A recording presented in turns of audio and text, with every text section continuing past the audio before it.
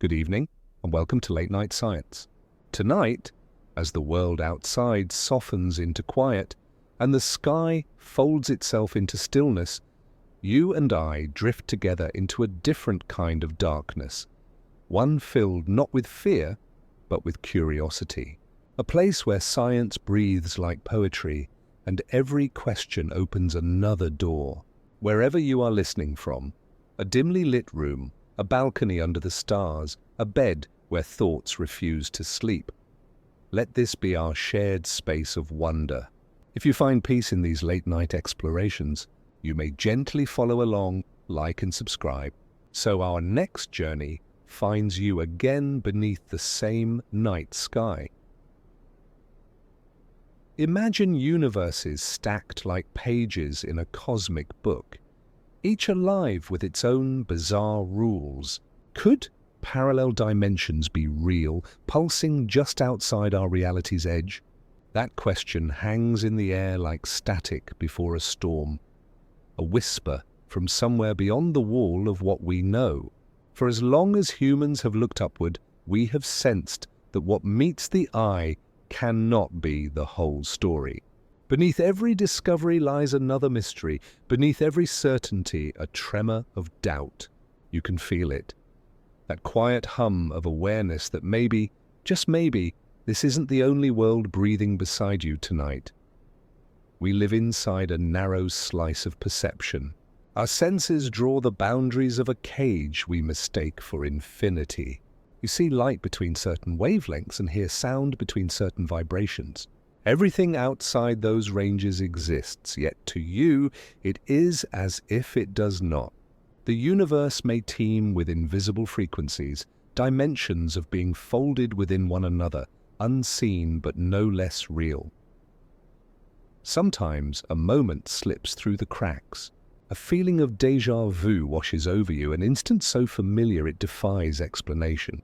Scientists call it a misfire of memory. Mystics call it a glimpse between worlds. Perhaps both are right.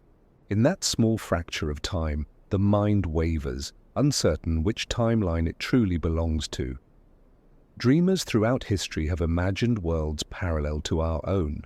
Ancient philosophers spoke of the music of the spheres, hidden harmonies, shaping what we call reality. Today, physicists speak of brains, strings, and quantum foam. Scientific poetry describing the same unseen architectures. The language changes, but the longing is the same, to peer behind the veil and ask, what lies beyond the reality we see?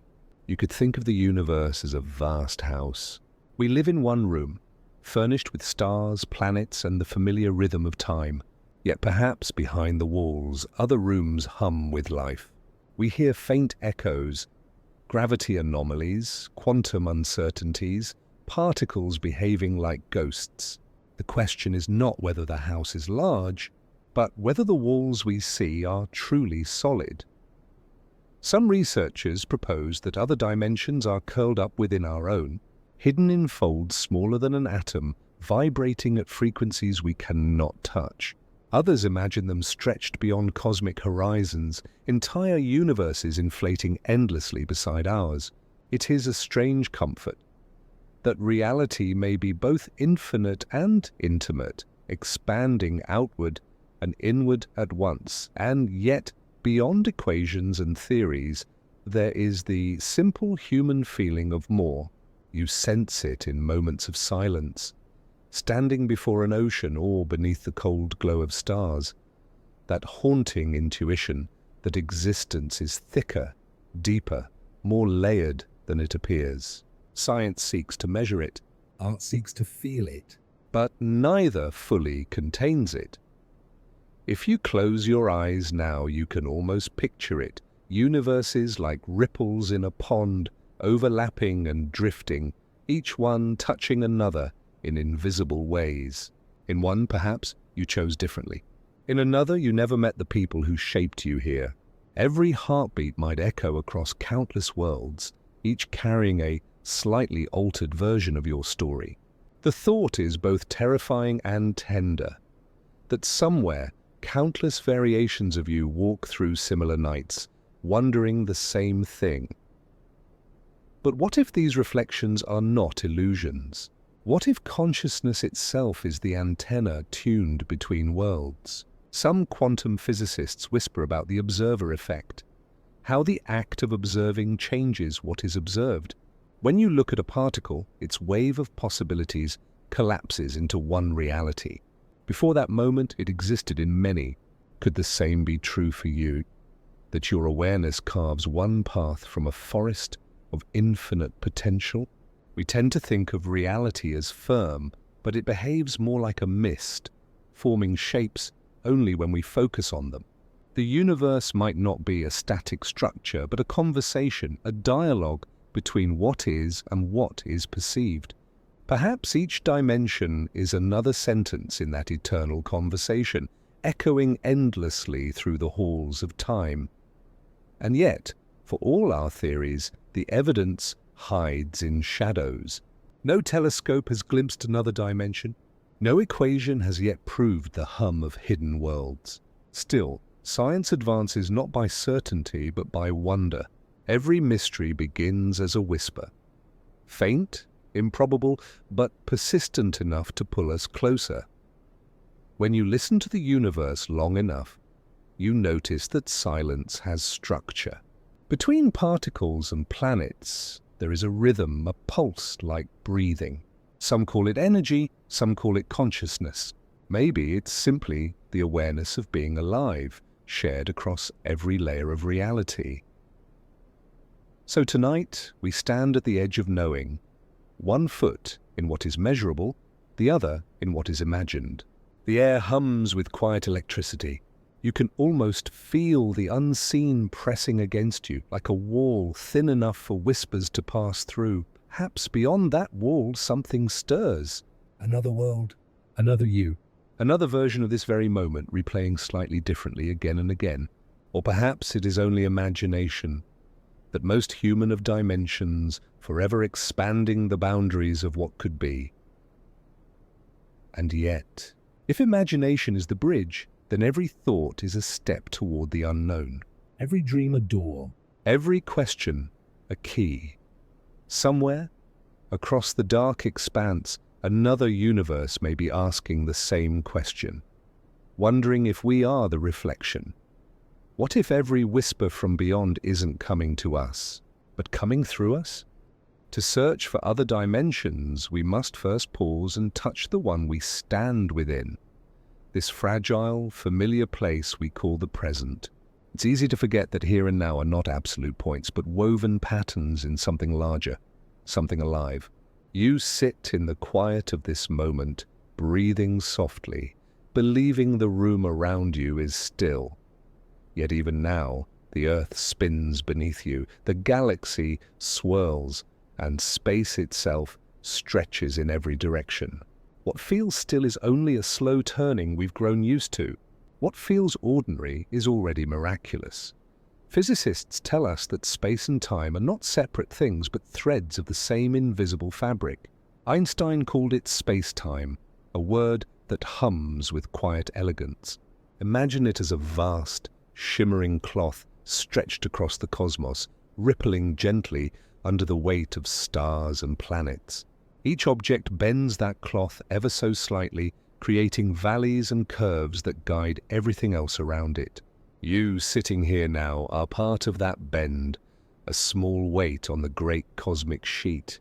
The moon pulls at the oceans, the earth warps the space around it, and together they create the rhythm of tides, of days, of time itself. It's strange to think of time as something that can bend, that can be shaped and slowed. We move through it as if it's a straight line, a road we must travel. But Einstein showed us it's more like a landscape, curved, soft, and flexible. In the presence of great mass, time stretches like warm taffy. Clocks tick slower near black holes. Light itself bends. The universe doesn't move to our rhythm. We move within its woven music. The now you experience is not universal. It's local. A patch on the quilt of existence, stitched uniquely to your motion, your gravity, your point of view. Somewhere far away, another now unfolds, slightly out of sync, like two notes played from opposite ends of the same piano. Together they form harmony, but never the same sound. That realization is both unsettling and beautiful. Reality is not a single shared instant, but a network of moments, each vibrating in its own frequency of truth. If you could see space-time from the outside, if such a perspective were possible, you would not see time flowing at all. You would see the entire history of everything, the birth of stars, the rise of life, the flicker of civilizations, all existing together as one eternal sculpture. Past, present, and future. Not a sequence, but a structure. The universe, in that view, doesn't happen. It is. And we, moving through it, are like travelers walking along a thread already woven, our steps tracing a pattern that was always there. But to us, inside the weave, time feels alive. It breathes. It carries us forward like a current, and memory becomes the anchor, reminding us that we've come from somewhere. You can close your eyes and feel it. This subtle flow of becoming. Maybe time is less a river and more a heartbeat, each moment a pulse, each breath a rhythm shared by all existence. And what of space? We think of it as emptiness, a void where things simply float. Yet the vacuum is not truly empty. Even the quietest corner of the cosmos vibrates with virtual particles flickering in and out of being. Nothingness, it seems, is never truly nothing. It's a restless canvas alive with quantum whispers. Every particle that exists, every atom in your hand, interacts with that invisible sea. You are stitched into the fabric, not resting upon it. Space, too, has structure. When we measure it, we find it stretches and grows as if the universe itself is inhaling. Galaxies drift apart not because they move through space, but because space itself expands between them. The distance widens like threads loosening on a loom.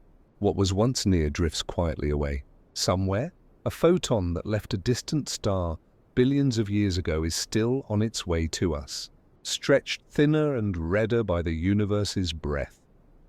In this delicate interplay of motion and stillness, we find the essence of here. But even that word, here, is not what it seems. You may think you occupy a point in space, yet your body, your breath, your thoughts are exchanges of energy constantly in motion. The atoms in you were born in stars that exploded long before the Earth existed. The calcium in your bones, the iron in your blood, the carbon in your cells, all of it forged in cosmic furnaces. The you sitting here is not a fixed thing. It's a temporary arrangement of stardust bound by gravity and time, whispering to itself, I am. And so here is not a location. It's a conversation between matter and awareness, between the physical and the perceiving, between the external universe and the internal witness. The stage and the audience are the same being, looking inward and outward at once. We mistake this narrow window, our human scale of time and space, for the whole theatre. But in truth we see only a fragment. The light our eyes detect, the seconds our clocks record, the distances our minds can imagine, they are all translations of something infinitely richer. Like watching a shadow play on the wall, we confuse the silhouettes for the source. The real show is taking place in dimensions of depth and duration we can only begin to sense. Yet there is wonder, even in the limitation. For within our small window, beauty unfolds. The same fabric that holds galaxies also holds the curl of your breath in the cold, the fall of rain on a still pond, the slow turn of a leaf in wind. The same laws that bind light to gravity also bind your thoughts to memory, your body to the planet, your life to the ongoing story of matter becoming aware of itself. You can almost feel the threads, delicate, luminous, vibrating, connecting every moment to every other. The rhythm of the cosmos and the rhythm of your heartbeat are not separate songs. They are different verses in the same eternal melody. You are not standing in space-time. You are an expression of it. Every choice, every motion, every word becomes a ripple moving outward through the fabric, subtle yet eternal. So before we reach beyond the visible, before we seek the worlds that might lie beside ours, it is worth lingering here, in the quiet miracle of the known, the here that is already infinite, the now that is already eternal. To understand other dimensions, one must first bow to the depth of this one, and as you breathe, feeling the slow pulse of your own existence merging with the hum of everything else, you might begin to sense it, that this fabric, this weave of being, doesn't end at the edges of sight.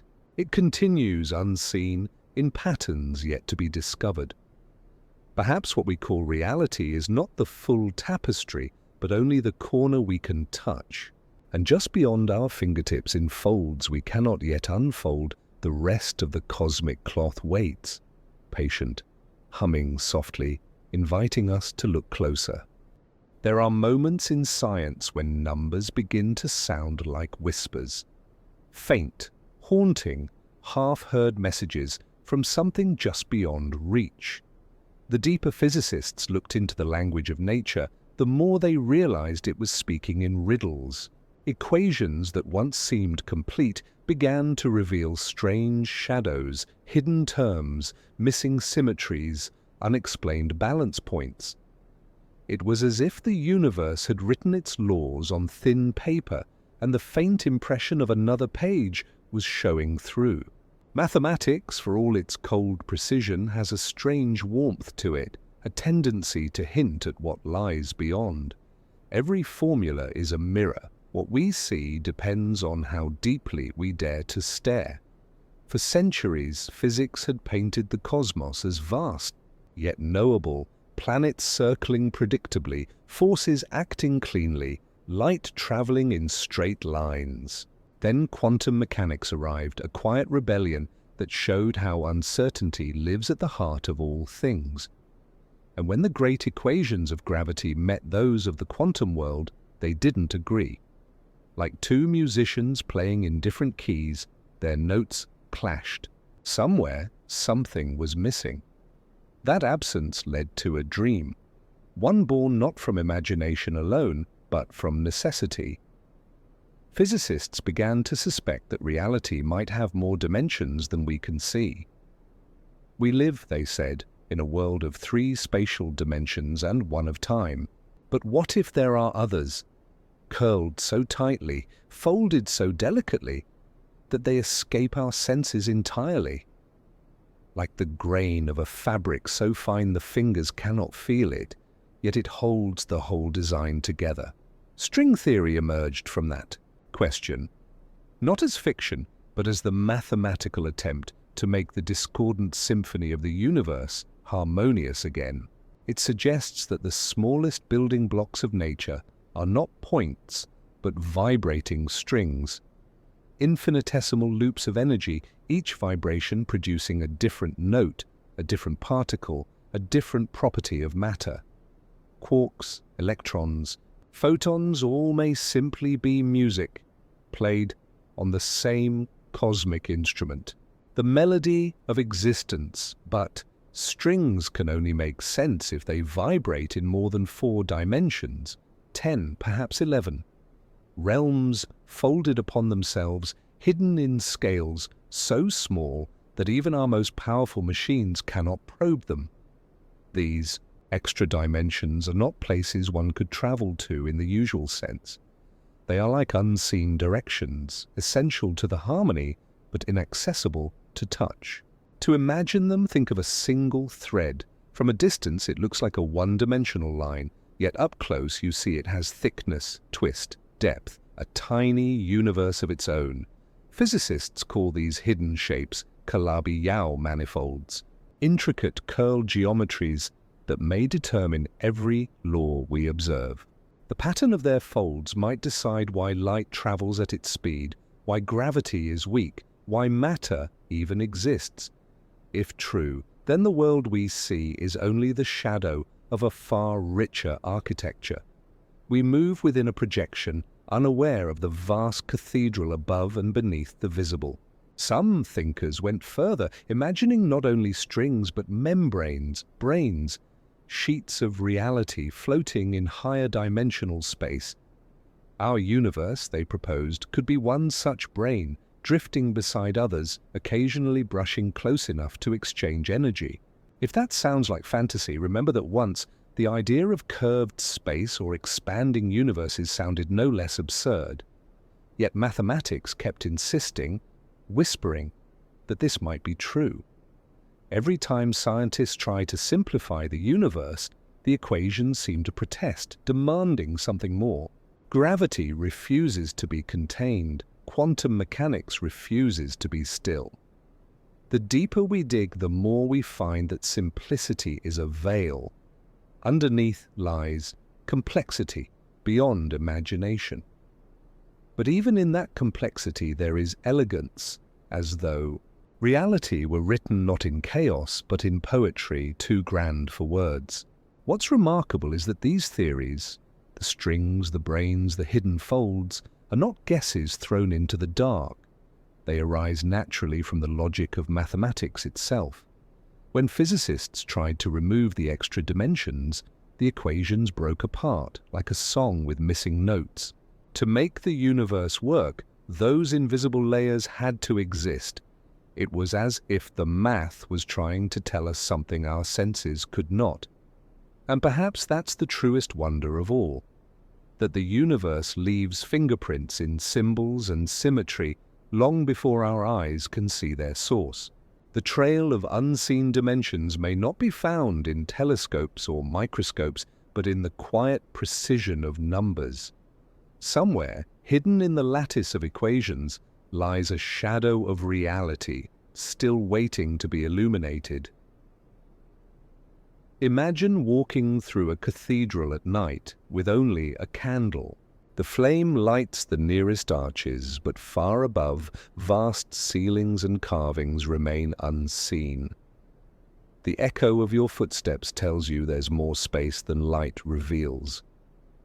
That's how physics feels now, listening to the echoes of a universe larger than it shows. The data we have, the experiments we run, all hint at structure far beyond our comprehension. Some say these extra dimensions may touch us subtly, influencing gravity's weakness, perhaps leaking tiny fragments of energy into neighboring realities. We search for these signatures in particle accelerators, in cosmic radiation, in the quiet tremors of space-time itself. So far, the silence holds, but silence, too, can be instructive. It tells us how carefully the universe guards its mysteries. Still, the idea persists because it fits so beautifully. It explains the strange harmonies of the cosmos. Why forces balance, why constants align, why the equations hold their symmetry like music holding its rhythm. It paints reality as a grand orchestra, each dimension a hidden instrument contributing to the song of existence. What we call matter, energy, even space itself, all may be vibrations in this unseen symphony, and yet beauty alone is not proof. Theories must face the hard light of experiment. Physicists know this. They chase the shadows not to believe, but to test. Still, even in uncertainty, there's something profoundly human in the pursuit. To look at a line of symbols and feel that it's whispering a secret of creation. That is the poetry of science. Perhaps, in the end, equations are mirrors not only for the cosmos, but for us.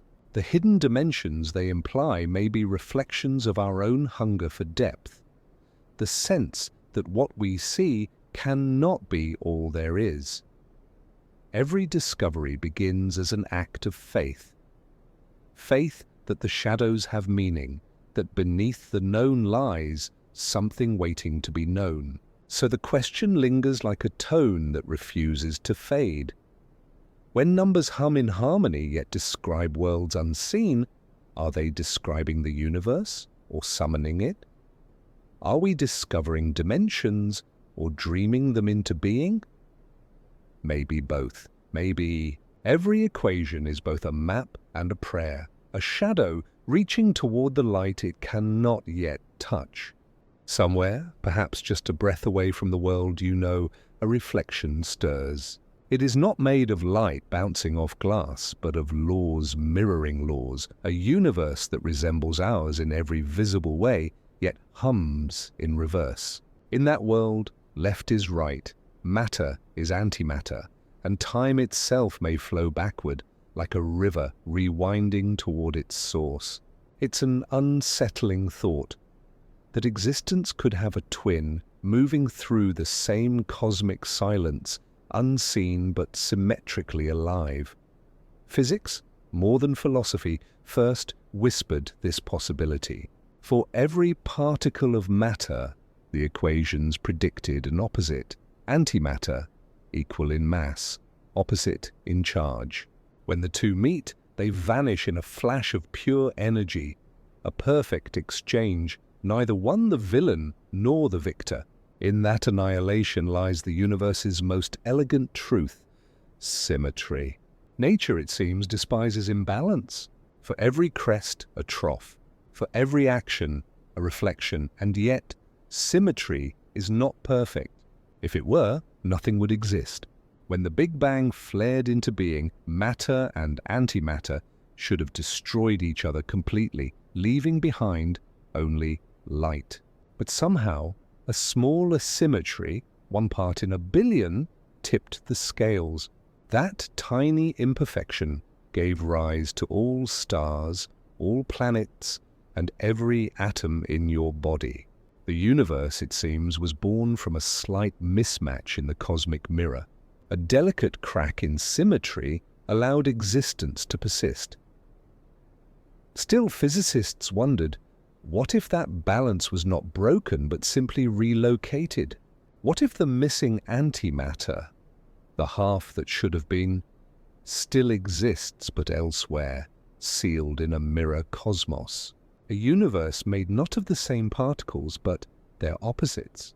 Every proton mirrored by an antiproton, every electron by a positron, every galaxy by a shadow twin. It would obey the same fundamental equations, but with a reversed charge, a reversed spin, perhaps even reversed time. The mathematics allows for it. The equations of quantum mechanics, when read backward, still make sense. Time's arrow, it seems, is not dictated by physics, but by perspective. Entropy and the measure of disorder makes us feel the direction of time like a one-way flow from order to chaos. But at the microscopic level, the dance of particles has no preferred direction. The future and the past are mirrors, each reflecting the other's moves. Imagine watching a droplet of ink dissolve in water. To your eyes, it spreads outward irreversibly, color diffusing until the water clouds. But if you could reverse every particle's motion perfectly, the ink would gather itself back together. Order restored, the past reborn. To us, impossible. To physics, entirely permissible. The laws do not forbid a universe running backward. They simply describe it in another frame of symmetry. Some researchers go further, suggesting that the Big Bang might have produced not one universe, but two, born together, expanding in opposite directions in time. From our perspective, we move forward. From theirs, backward. Both see their own flow as natural, both think the other runs in reverse. Between them, symmetry is restored, the cosmic ledger balanced. It's a breathtaking vision, two mirrored realities touching only at the moment of creation, then drifting apart, each unaware of its reflection. And perhaps, in some subtle way, the mirror still touches us. There are hints, faint, controversial, but tantalizing. Experiments in particle physics sometimes find violations of symmetry so small they seem accidental, yet too consistent to ignore. The behavior of certain particles, like kaons and neutrinos, suggests that the universe may not be as symmetrical as the equations would like it to be. Something unseen might be tugging gently at the balance. A whisper from the reflection. The concept of mirror matter arises from this whisper. If it exists, it would be invisible to our instruments, reflecting light in ways our world cannot detect. Yet its gravity would remain, bending space-time, shaping galaxies. Some physicists even speculate that what we call dark matter, the unseen substance composing most of the universe, might be the mass of the mirror world pressing faintly against ours. Like two soap bubbles touching, each deforms slightly where the other exists, unseen yet undeniably felt. The idea feels eerily poetic. We have always sensed symmetry in nature by the bilateral design of bodies, the balanced wings of butterflies, the equal halves of a leaf. But perfect symmetry is not sterile. It is dynamic. Every balance hides motion, every mirror hides a pulse. Perhaps our universe needs its twin the way a heartbeat needs both contraction and release. One expanding, one contracting, a cosmic respiration through which existence breathes. And what of consciousness in such a mirrored world? Could there be another you made of antimatter, thinking backward, remembering tomorrow before yesterday? It seems absurd, yet the absurd is often where truth begins. Perhaps in that reflection, time feels as natural to its inhabitants as ours does to us. Their sunrise may be our sunset, their death our birth. To them, we are the ones running in reverse, strange and unknowable. If such a twin reality exists, its light may never reach us. Our physics may forever keep the veil closed, the mirror sealed. And still the symmetry remains, an idea so powerful it reshapes our understanding of what it means to exist at all. The notion that every act might have an unseen counterpart, every creation its equal unmaking, gives the universe a haunting kind of completeness. Even our imperfections could be reflections of perfection elsewhere. Perhaps the mirror universe is not a place, but a principle, the balancing force behind the scenes, ensuring that the cosmic equation always equals zero. A reminder that every presence carries its absence, every being its shadow, every forward step its echo in reverse. And yet, when you stand before a mirror and look into your own eyes, something mysterious happens. The reflection is perfect, yet not alive. You recognize yourself, but you cannot cross the glass. It's a boundary as thin as light, yet unbreakable. The universe may hold a similar mirror, one we can sense but never touch, forever watching itself across the gulf of symmetry. So when you next gaze at your reflection, remember somewhere perhaps it gazes back, not just through glass, but through the fabric of existence itself. Another cosmos, another you living in reverse, and if, in the stillness of night, you feel that faint, impossible tug, that almost recognition from beyond the mirror, perhaps it's not your imagination. Perhaps it's the quiet pulse of balance, reminding you that even the universe must look at itself to know it exists. Close your eyes for a moment. Feel the quiet hum beneath everything, that subtle vibration in the dark. Imagine now that this silence is not empty at all, but teeming with hidden worlds. Universes upon universes, each blooming like soap bubbles in an infinite sea. Every shimmer, every curve of that sea might cradle its own version of reality, its own laws, its own stories, its own you. The idea sounds impossible, almost dreamlike.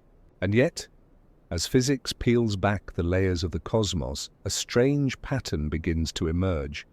One that suggests that our universe may not be alone. In fact, it might not even be special. Instead, it could be one tile in a grand mosaic, the multiverse. It begins with quantum mechanics, that shimmering edge of science where certainty dissolves into probability. At the smallest scales, particles don't exist in definite places or states.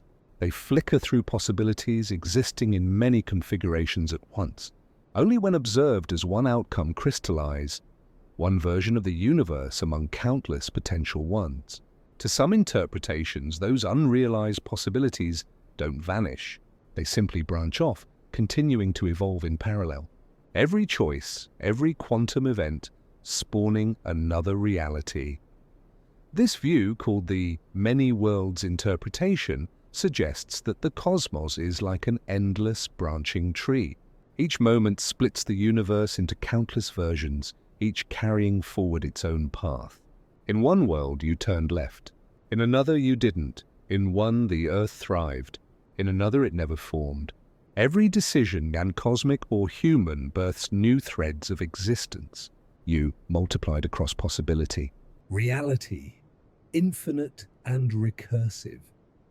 It's a haunting thought that somewhere another version of you may be watching this same story, but under a slightly different sky. Another you who stayed in a forgotten city, who said yes instead of no, who never learned that some dreams only happen once.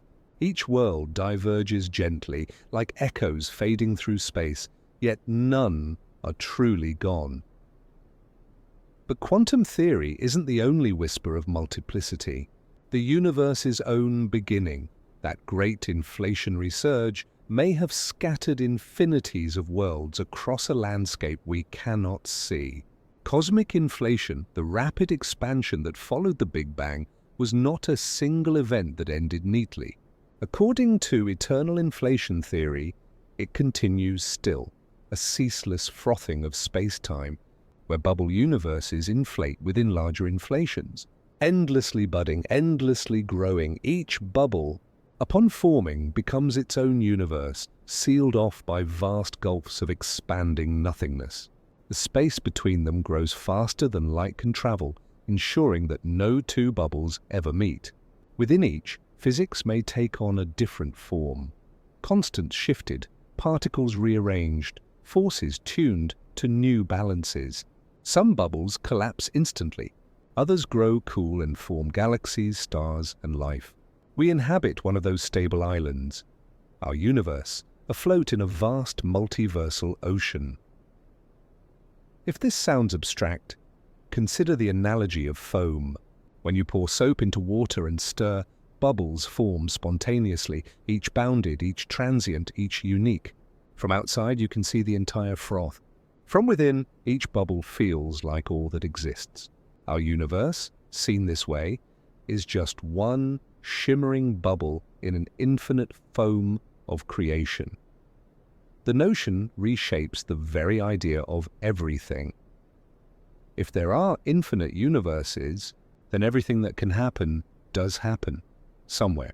There are worlds where history bent in strange ways, where the dinosaurs never vanished, where the stars formed differently, where consciousness evolved along unfamiliar lines. Somewhere, perhaps, there is a universe made entirely of light, another where gravity repels instead of attracts, another where nothing ever began. Some physicists object. They call the multiverse untestable, a philosophical mirage disguised as science. Yet others argue that its fingerprints may already be visible. Tiny irregularities in the cosmic microwave background, the faint afterglow of the Big Bang, could be subtle scars left by collisions between universes, moments when two bubbles brushed for an instant before parting forever. If such traces exist, they would be the faintest echoes of realities touching at the edge of comprehension. But even if the multiverse remains unreachable, its logic is woven deeply into the mathematics. String theory, for instance, does not describe one universe, but an enormous landscape of possible ones. Perhaps 10 to 510 by 500 Durden, 500 variations of fundamental laws, each corresponding to a different vacuum configuration of space-time. Within that staggering number, our universe is just one valley among countless others. It's not chosen. It simply happens to be the one that allows us to exist. And that may be the most humbling truth of all, that our universe is not designed, not favored, but selected by survival. In an infinity of possibilities, only certain worlds give rise to beings capable of asking questions. We are the lucky observers in a cosmic lottery, the rare combination where matter cohered, stars ignited, and consciousness bloomed. In another universe, there may be silence, a beautiful symmetry that never thought to wonder about itself. Yet despite the vastness, the idea of infinite worlds brings a strange comfort. Because if everything possible exists somewhere, then no beauty is ever lost. Every note of music that could be written is playing in some far-off cosmos. Every love that could be lived, every idea that could be dreamed, every version of you that could have been, they all unfold across the multiversal sea. The universe in this light becomes not a singular story, but a library without end. Imagine walking through that library, shelf after shelf, each book a universe. Some pages nearly identical to yours, others written in languages no mind could ever read. The shelves stretch beyond sight, and somewhere in that boundless archive is the story you live now. It is not more or less real than any other, simply one narrative among endless variations. The ink of existence, it seems, never runs dry, and still there's a deeper mystery. If the multiverse is infinite, then patterns must repeat. Somewhere out there could be an identical copy of you, not just similar, but exact, atom for atom, memory for memory.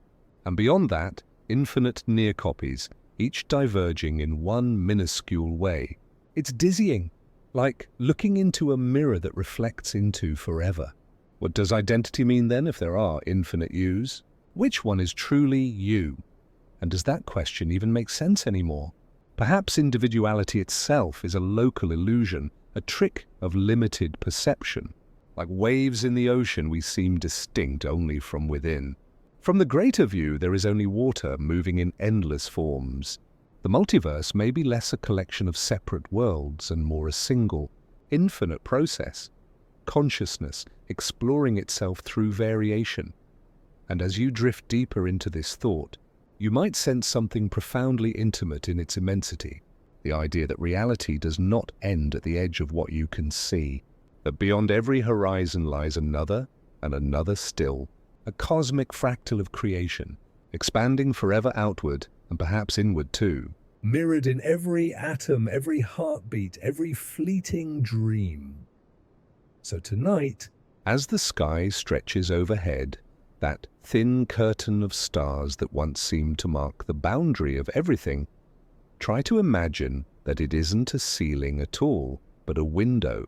Behind it, other lights glow, unseen but alive, painting patterns across the vastness. Somewhere, another version of you looks up too, wondering if there might be more, and perhaps in some quiet quantum way, your thoughts ripple through that unseen sea, a faint vibration between worlds, a recognition across infinity.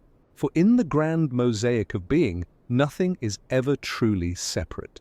Every universe, every you is just another tile in the same boundless picture, the cosmos contemplating its own reflection.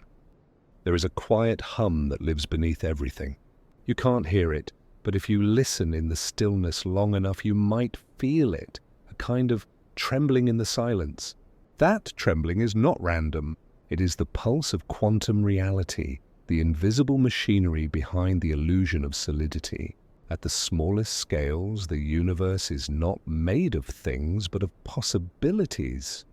Flickering, shifting, uncertain. It is here, at this border between existence and potential, that the idea of quantum doors begins to unfold. Imagine peering into that subatomic world, where particles move not like billiard balls, but like whispers, fading, appearing, splitting, merging, never quite deciding where they belong. You might think of them as travelers between realms, hovering between what could be and what is. Only when you look, when you measure, when you observe, do they make a choice. They collapse into being. And so the act of looking becomes something far more profound than passive observation. It becomes creation. The most haunting experiment that captures this idea is the double-slit experiment. It begins simply: fire tiny particles like electrons or photons toward a barrier with two narrow openings. If no one watches, the particles behave like waves, or they interfere with themselves, creating ripples of probability on the far wall. But if you place a detector to see which slit a particle goes through, the pattern changes instantly. The interference vanishes. The wave collapses into a single, definite path. The act of observation rewrites reality's script. For decades, scientists have argued about what this means. Does consciousness truly alter the world it witnesses? Or is observation just another form of physical interaction, detectors and photons exchanging information according to natural law? The line between the two becomes strangely blurred. For what is consciousness, if not the ultimate observer? When you open your eyes and look at the world, the universe, in some quiet way, looks back. Some physicists, like John Wheeler, went further still. He proposed a thought experiment called the delayed choice experiment. Imagine deciding to observe a particle's path only after it has already passed through the slits. You might expect the outcome to be fixed by then, that the past is settled. But quantum mechanics doesn't agree. The results suggest that your decision in the present determines whether the particle behaved as a wave or a particle in the past. Observation doesn't just reveal reality. It defines it across time. And in that realization, something vast begins to open. The universe at its root seems participatory. Not a machine running cold and indifferent, but a living interplay between awareness and existence. Every act of measurement, every photon reflected into an eye, every sound wave caught by an ear may be one of countless quantum doors swinging open and closed. Through them, potential becomes experience. We begin to glimpse that perhaps we are not bystanders in a finished universe. Perhaps we are participants in an unfolding one. Every moment we perceive, every question we ask, subtly shapes the cosmos we inhabit. The observer and the observed are no longer separate. They are partners in a continuous dance, their steps inseparable from the rhythm of being itself. Of course, this idea treads a delicate line between science and mystery.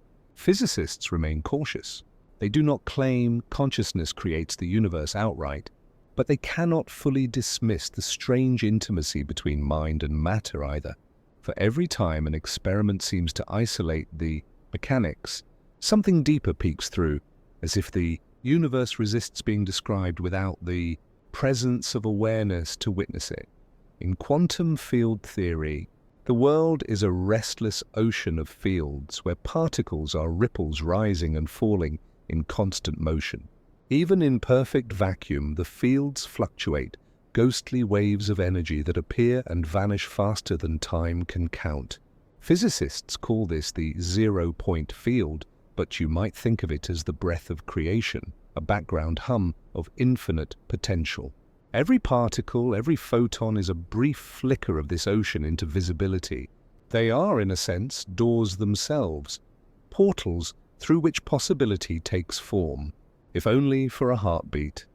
The mystics of earlier ages spoke of hidden worlds within worlds, of veils between realities that only awareness could pierce. Today, quantum theory gives that intuition a new language.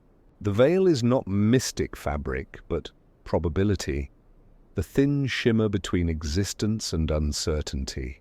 To look is to lift it, if only for a moment.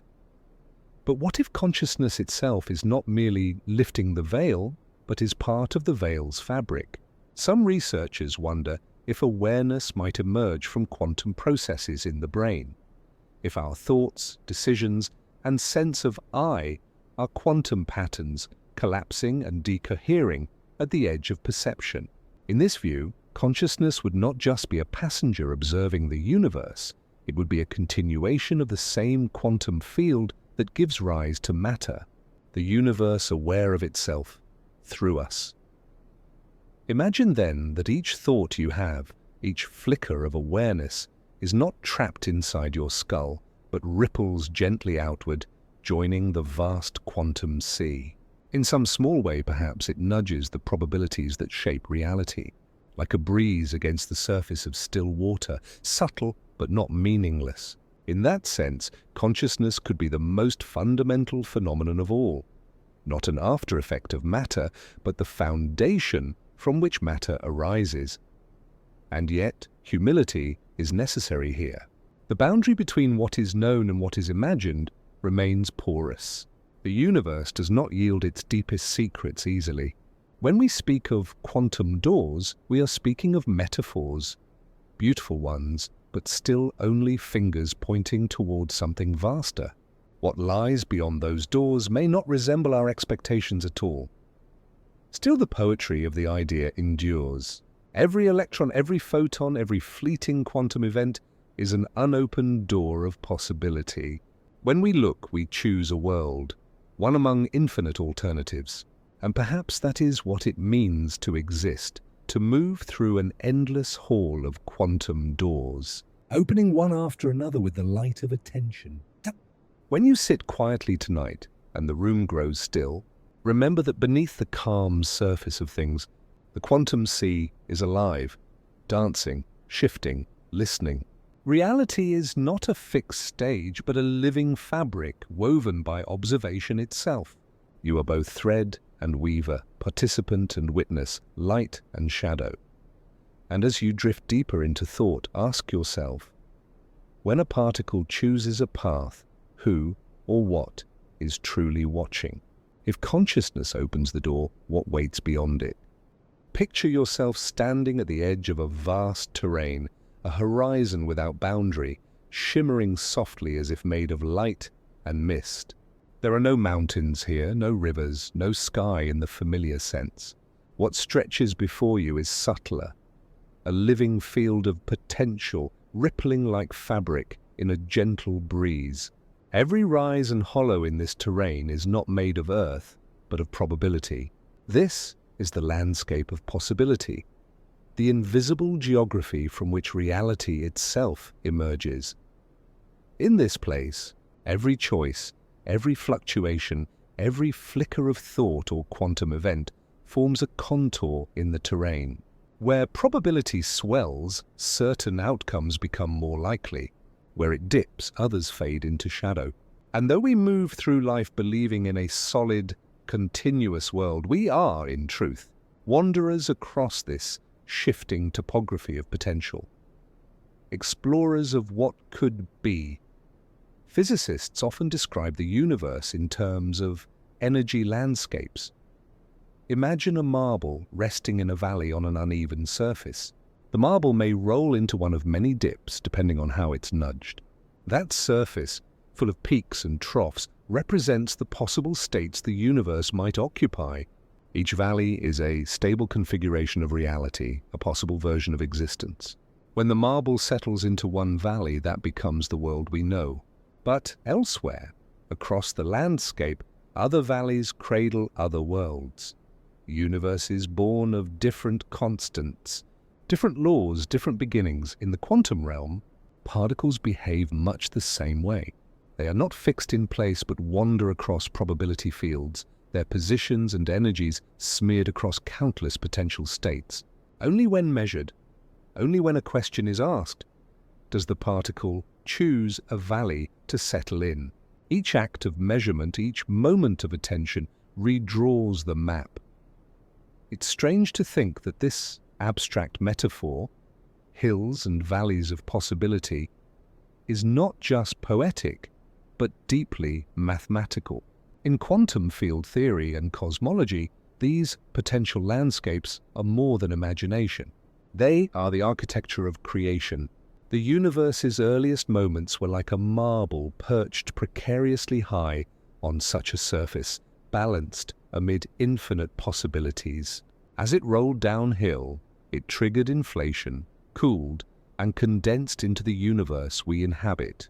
But in other regions, beyond our cosmic horizon, the marble may have rolled differently, birthing realities we'll never see. And yet the landscape doesn't belong only to physics. It belongs to life itself.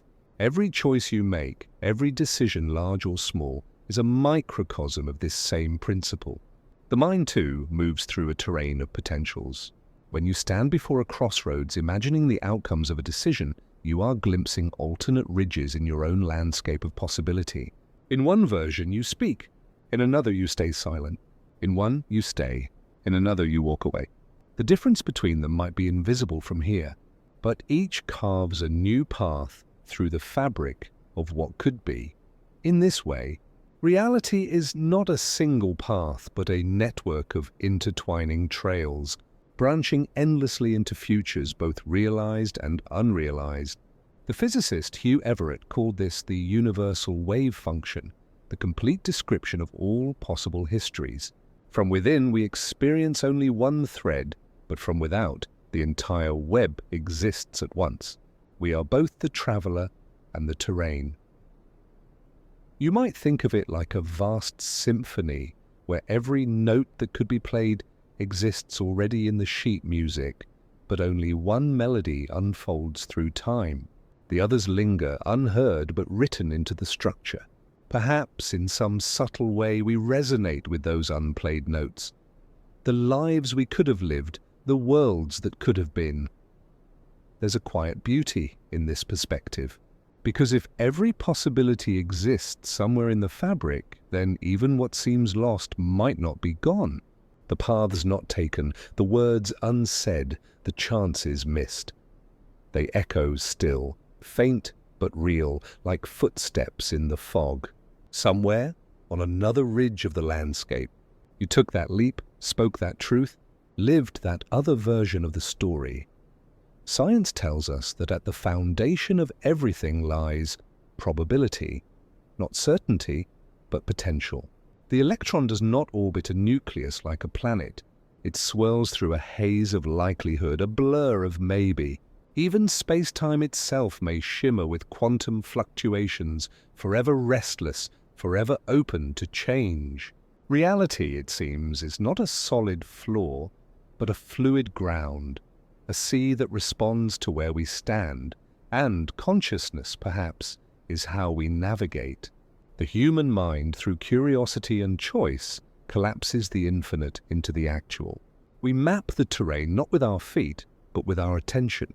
Each time we look, decide, imagine, we trace a line through the fog, a moment of clarity amid infinite uncertainty. In this way, perception becomes a compass, guiding us through possibility toward manifestation. Philosophers might call this co-creation. Physicists might call it wave function collapse. But both in their own languages describe the same mystery.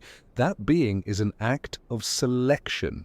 We do not merely live in the world, we choose, consciously or unconsciously, which version of the world reveals itself to us. Every act of attention is a creative gesture. Every question we ask the universe is an invitation for it to become something definite. And if that's true, then the landscape of possibility is not static. It listens. It shifts and responds to our exploration. Just as a mountain's shape changes when water carves its sides, the topology of probability might evolve as consciousness moves through it. The more we understand, the more we dream, the richer and more intricate the terrain becomes. When ancient mystics spoke of destiny and free will, perhaps they were intuiting this same paradox, that fate is not a single thread, but a tapestry woven from countless options. We are not trapped in one valley, but forever crossing ridges into new potential worlds. The path feels linear because memory is, but beneath that illusion, infinite routes coexist, touching and diverging like rivers in a delta. So tonight, when you close your eyes, imagine that boundless field once more. Each breath, each thought sends ripples through the mist. Possibility hums beneath you, silent, patient, alive. The ground you stand on is not fixed. It is choosing itself moment by moment through you. And as you drift between waking and dream, ask yourself, are you walking across the landscape, or is the landscape walking through you? There is a silence that hangs between the stars. Not empty, but dense, as if something unseen hums just beneath the threshold of perception. Astronomers have long listened to that silence, expecting it to speak in light, but much of the cosmos remains mute. The galaxies we can see are only a fraction of what exists. Most of the universe, it turns out, is missing. Invisible, untouchable, yet undeniably there. And so begins the mystery of the phantom universe. When we look up, we see a sky of stars scattered like dust across darkness. But if you weigh the cosmos, If you measure how galaxies spin and how clusters hold together, the numbers don't add up. The visible matter, the stars, the gas, the planets, accounts for only a small portion of what gravity demands. Something unseen is tugging at the edges of everything, holding galaxies in their delicate whirls, sculpting the large-scale web of the cosmos. We call it dark matter. Not because it is dark in color, but because it is invisible, a presence that can be felt but not seen. It is one of the most haunting discoveries of modern science that the majority of the universe is composed of matter we have never observed directly. It neither emits nor absorbs light. It does not shimmer, scatter, or burn. It simply drifts, shaping the universe from behind a veil. Like a ghost pressing its hand against glass, it leaves traces only through gravity, the faint fingerprints of its invisible touch. For decades, physicists have searched for what dark matter might be. They have proposed exotic particles, WIMPs, axions, sterile neutrinos, entities that would barely interact with ordinary atoms. Detectors buried deep underground, shielded from radiation, wait for the rarest of collisions, a whisper of contact between our world and this hidden one. Yet the detectors remain mostly silent. The phantom refuses to reveal its face, and so new ideas arise. What if dark matter is not matter at all, but the gravity of another dimension leaking into ours? In some versions of string theory, our universe is a brane, a three-dimensional sheet floating in a higher dimensional space, like a soap film adrift in cosmic air. Other branes could lie close by, parallel, yet invisible, separated by a distance too small to imagine. The gravity from one might seep through to the other, like faint ripples across a pond, subtly warping the motions of galaxies in ours. What we feel as dark matter's pull could be the echo of another universe brushing gently against our own. If this is true, then the night sky is not merely deep. It is layered. Beyond the blackness we see may lie other realms, silent, unseen, yet gravitationally entwined with ours. Their worlds would pass through ours without collision, their light invisible to us, their histories unfolding beside us like overlapping dreams. And sometimes, perhaps, their gravity bends ours ever so slightly, a quiet handshake across dimensions. Cosmic background radiation, the faint afterglow of the Big Bang, carries clues too. It is a snapshot of the universe when it was only 380,000 years old, light frozen into the fabric of time. But within that ancient light, scientists find tiny irregularities, faint ripples that hint at interactions we don't yet understand. Some believe these could be gravitational echoes from neighboring dimensions, imprints of universes once close enough to leave their mark before drifting apart. Others suspect that dark matter might be made of primordial black holes, ancient relics from the universe's first moments.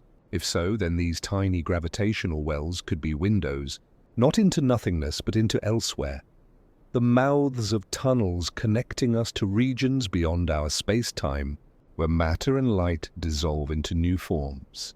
In that sense, the phantom universe would not be separate from ours, but folded within it, hidden in the hollows of gravity itself. The idea is dizzying, that our reality could be one layer in a vast cosmic stack, each world pressing softly against the next. Perhaps their winds move through ours unnoticed, their stars rising behind our skies, their oceans rolling over the same unseen curves of space-time. We live unaware like fish in a shallow tide pool, sensing only the small waves that reach us from the deep. And yet, the evidence continues to mount that we are not alone, not in the biological sense, but in the structural one. The universe's shape, the way galaxies clump, the invisible scaffolding of gravity that binds the cosmic web, all suggest a hidden architecture guiding what we see. The visible cosmos is like lace stretched across an unseen frame. We trace its delicate filaments, but the hands that hold them lie beyond sight. Perhaps what we call dark matter is simply the name we've given to our ignorance, a placeholder for the unfinished sentence of the universe. Yet there's something deeply poetic in that, because even in our unknowing, we are aware of the invisible. We feel its weight. We orbit its pull. We are shaped by a presence that never announces itself but holds us all the same. You can think of it as a kind of cosmic mirror, a reflection so faint we can't see it directly, but we know it's there because of the way our world bends toward it. If another universe exists beside ours, then perhaps it too feels our presence, a gentle distortion in its own equations, an unseen tug from a place it cannot reach. And if the multiverse is real, if countless realities truly press together like pages in a book, then the phantom universe might not be an exception, but a neighbor. Its silence would not be absence, but privacy, a parallel world close enough to touch, yet forever beyond our grasp. So when you gaze at the night sky and the dark between the stars feels infinite, remember that darkness is not empty. It is alive with hidden weight, with invisible galaxies and unseen tides.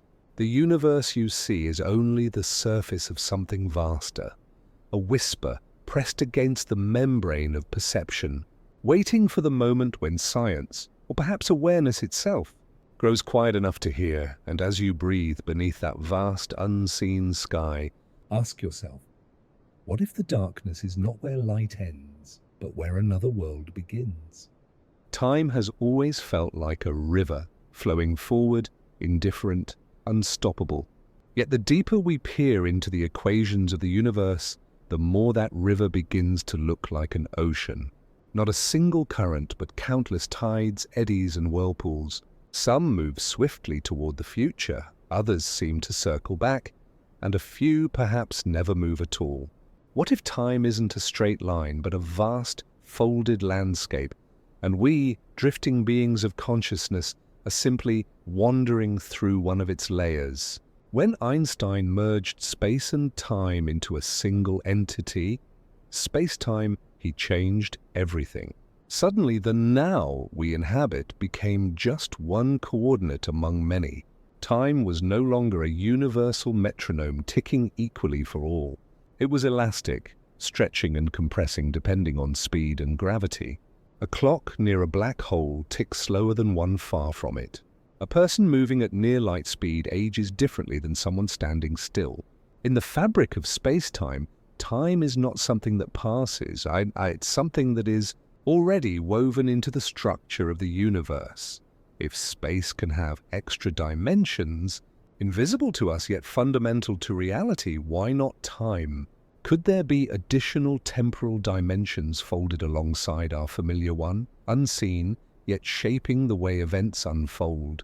In our minds, time feels singular, past, present, future. But in physics, it need not be. A higher dimensional time might explain the paradoxes that haunt our understanding. From déjà vu to the strange symmetries in quantum mechanics where particles seem to know the future before it happens. Imagine time not as a line, but as silk, rippling, folding, overlapping. Every movement in one thread creates subtle vibrations in another. Perhaps the moment you are living now exists not alone, but surrounded by countless neighboring moments, near identical timelines that hum softly against yours.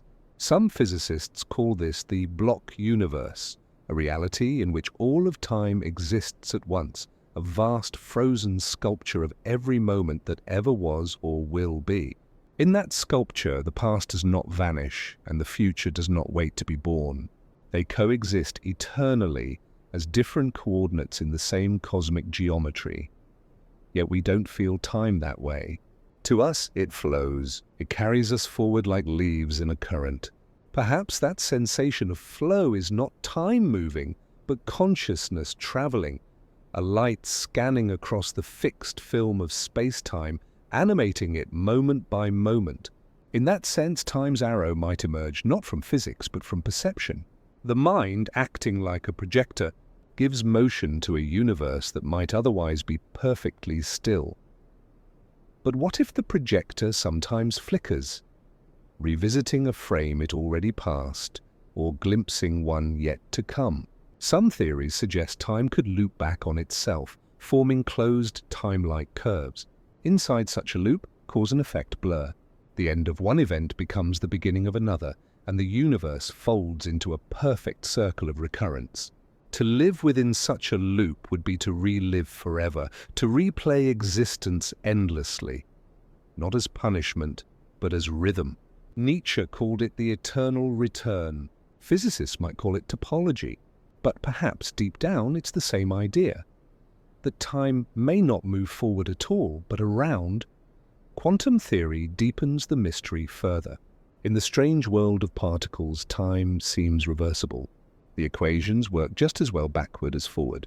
To a quantum particle, the difference between past and future may not even exist. Some interpretations, like the two-state vector formulation, suggest that events are influenced both by conditions in the past and those in the future. In other words, the future can reach back to shape the present.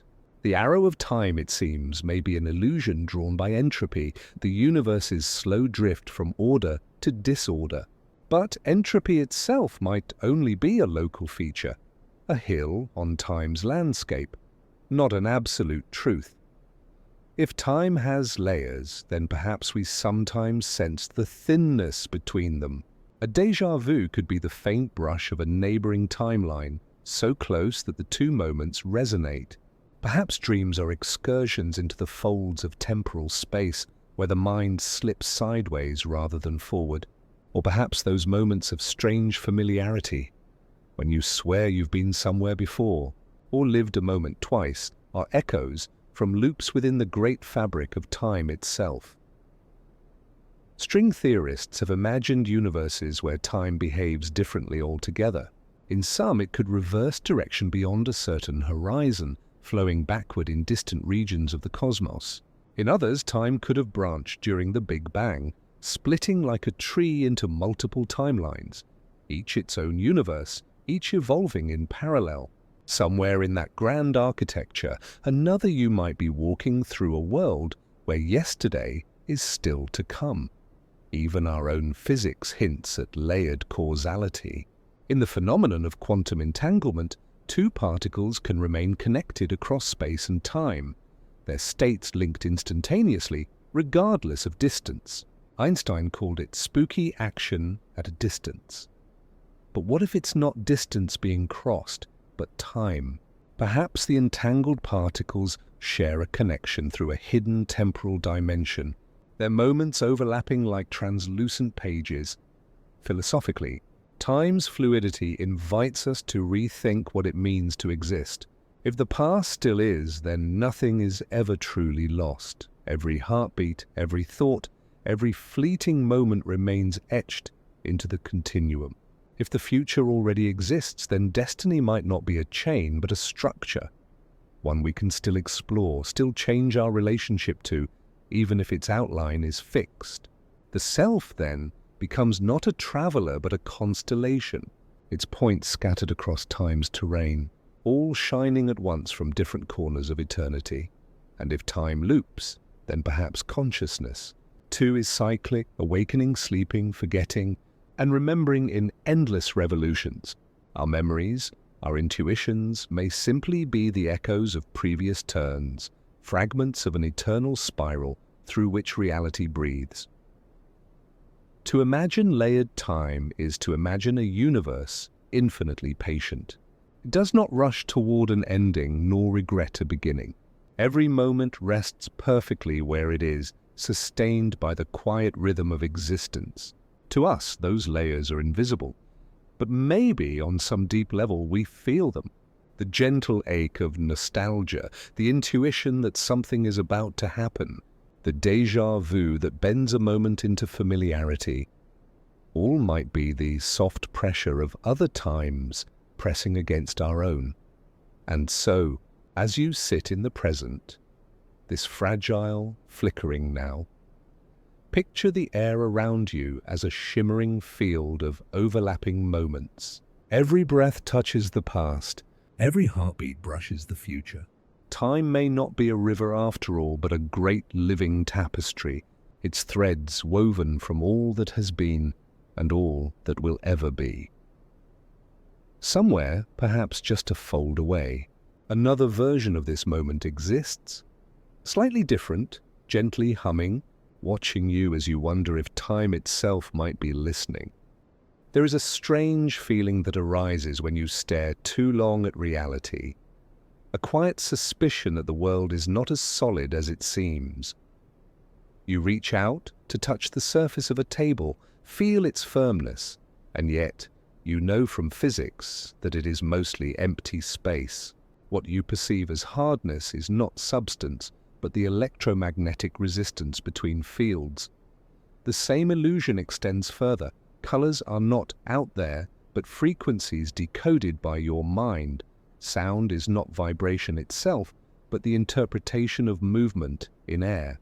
Everywhere you look, reality feels less like an external fact and more like a translation, a story told by consciousness about what might be there. Perhaps the boundary between worlds doesn't lie beyond the stars, but behind the eyes. For centuries, philosophers have wrestled with this idea. From Plato's cave to Descartes' dream, we've wondered if the universe we inhabit is a shadow, a filtered representation of something truer, wider, invisible. Neuroscience now adds its own verse to that ancient song. The brain, it seems, is not a passive receiver of reality, but an artist, a painter with an infinite canvas and a limited palette. It receives fragments of data, light, vibration, texture, and constructs a coherent world to inhabit. It fills gaps, smooths edges, invents continuity where none exists.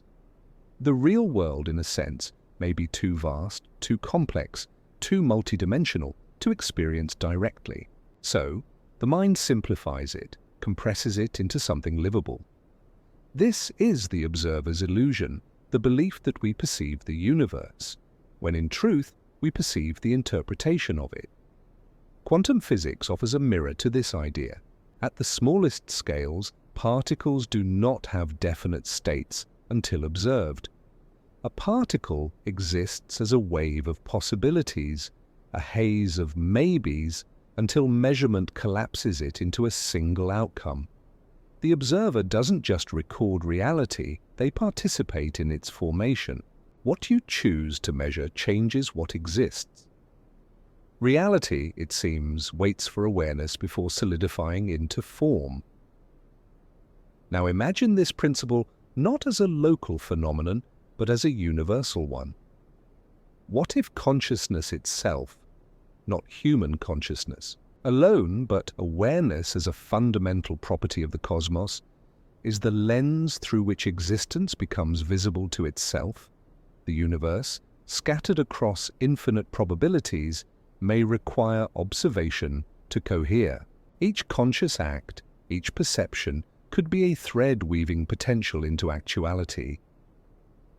Perhaps the many worlds interpretation, where every quantum decision spawns new universes, is not happening out there, but within the structure of awareness itself. Maybe each moment of perception generates its own version of reality, an inner multiverse of experience. Every time you make a choice, you create a divergence, not in physical space, but in perceptual space, different possible yous, inhabiting different possible interpretations of the same eternal field. This possibility reframes what we mean by parallel dimensions. They may not be alternate universes scattered across the cosmos, but alternate renderings of reality nested inside the mind's vast and mysterious architecture. Consciousness, like a prism, may split the single white light of existence into countless experiential spectrums. What one being perceives as solid, another might experience as fluid. What one calls time, another might call movement, through consciousness itself. Reality, in this view, is not one thing, but a billion simultaneous interpretations of one underlying truth. Some physicists and philosophers now speak of the universe as information. Not matter, not energy, but patterns of data. Everything from galaxies to neurons could be expressions of informational code, structured and sustained by laws that are mathematical at their core. But information alone is meaningless without an interpreter. The universe may be a vast sea of encoded potential, and consciousness is the decoder, the algorithm that translates infinity into experience. Without it, existence might remain pure possibility, silent and unseen.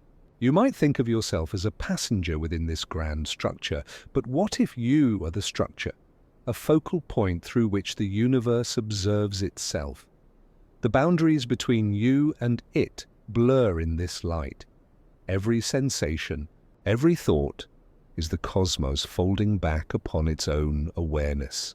The stars, the forests, the oceans, your heartbeat, all fragments of one great observing field, scattered through time and space, learning to see itself from every angle. Even your sense of self may be an illusion born of observation. Neuroscience shows that consciousness is not a single point, but a dance of neural processes, distributed, self-referential, recursive. The you that experiences is not a fixed identity, but a process of continuous interpretation. The brain stitches moments of perception together, giving the illusion of continuity, as if consciousness were a smooth thread, when in fact it may be flickering frames of awareness. Like frames in a film reel, they play quickly enough to seem seamless, but each is a new universe of its own. And what of dreams? Within them, we are architects of entire worlds, landscapes, bodies, emotions, all conjured effortlessly, convincingly. In those moments, our dreaming minds simulate entire realities that feel solid until they dissolve. When you awaken, those worlds vanish, yet, for the dreamer, they were real. Could waking life be another kind of dream, one shared by collective, consciousness stabilized by agreement? If so, parallel dimensions might not be separate from ours, but interwoven within the fabric of imagination and perception, unfolding continuously inside the universal mind. This vision, though poetic, carries scientific echoes. In certain interpretations of quantum mechanics, reality is participatory, shaped by measurement, by inquiry. The universe, it seems, is not indifferent to observation, but entangled with it.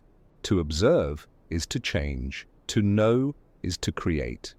If every act of awareness shifts probability, then perhaps every thought is a small act of world-making. In this light, consciousness is not trapped within one universe. It is the universe, experiencing itself in countless fragments. Every sentient being becomes a window, each one perceiving a slightly different reflection of the whole. Reality is not singular but plural, overlapping in perceptual space like transparent films. We see only one version at a time, yet all coexist, humming softly in the great silence beyond thought. Close your eyes for a moment. The world behind your eyelids does not disappear. It transforms. Sounds remain. Sensations persist. Thoughts flow. The mind continues to generate its model of reality. In this internal world, time bends easily. Space reshapes. You can remember, imagine, anticipate all forms of reality creation.